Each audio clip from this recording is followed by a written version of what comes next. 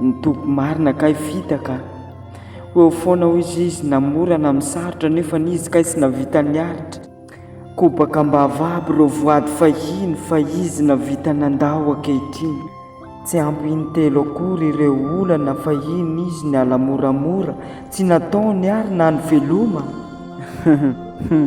nahita ny akangasara soratra ka nanariny akota mahatrano ka izy ny tia ahita amin'ny fomba kolaka ka zao ny tena lasa nitirana angalo zaho saiansy tody fa loko mirary soanao efa sahezony atsika mifagnapody fa loko ngamba manolo-pejy vaovao tsara tsodrany letsy ndao fa tsy izy tsiny